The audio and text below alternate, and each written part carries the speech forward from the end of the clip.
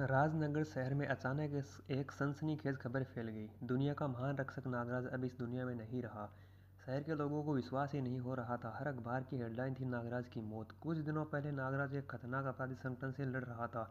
उस लड़ाई के बाद वह रहस्यमय तरीके से गायब हो गया। फिर जंगल के पास एक जगह पर एक कब्र मिली जिस पर लिखा था, यहाँ सो रहा है नागराज। लोगों में डर और निराशा फैल गई। अपराधियों के चेहरे पर खुशी थी क्योंकि उनका सबसे बड़ा दुश्मन अब नहीं रहा। लेकिन सच यह था कि यह सब एक खतरनाक साजिश का हिस्सा था।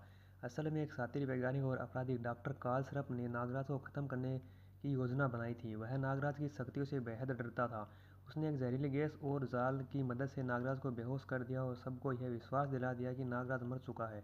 डॉक्टर कार्ल श्रफ ने नागराज को एक गुप्त प्रयोगशाला में कैद कर रखा था। उसका मकसद था नागराज के शरीर में मौजूद अनगिनत जहरीले सांपों और उसकी अद्भुत शक्तियों का प्रयोग करना। लेकिन डॉक्टर कार्ल श्रफ यह नहीं जानता था कि नागराज को कैद में रखना इतना आसान नहीं था। कुछ समय बाद नागराज को होश आ गया। उसने देखा कि वह लोहे की मोटी जंजीरों में जकड़ा हुआ है और चारों ओर मशीनें लगी हुई है।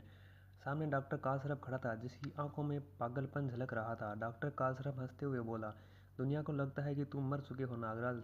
तुम्हारी कब्र भी बन चुकी है। अब मैं तुम्हारी शक्तियों को निकाल कर दुनिया का सबसे शक्तिशाली इंसान बन जाऊंगा।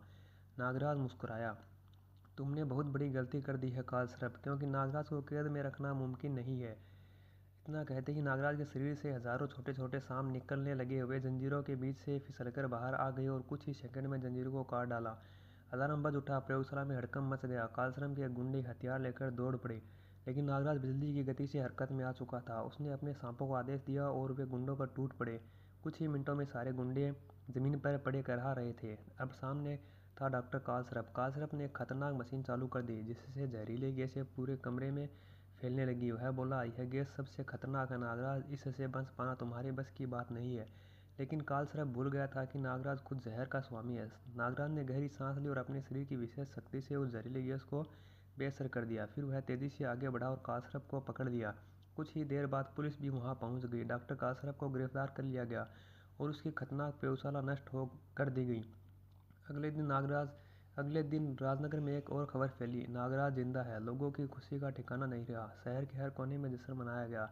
जहां पहले नागराज की कब्र बनी थी वहां अब सिर्फ खाली जमीन थी, क्योंकि नागराज खुद वहां पहुंचा उस नकली कब्र को हटा दिया। नागराज ने मुस्कुराते हुए कहा, नागराज की कब्र कभी नहीं बन सकती, क्योंकि जब तक न दुनिया में बुराई है तब तक नागराज जिंदा रहेगा। और फिर वह आसमान की ओर देखता हुआ राजनगर की गलियों की रक्षा करने के लिए निकल पड़ा। ऐसी और कहानियाँ सुनने के लिए हमारी वीडियो को लाइक करें और चैनल को सब्सक्राइब करें।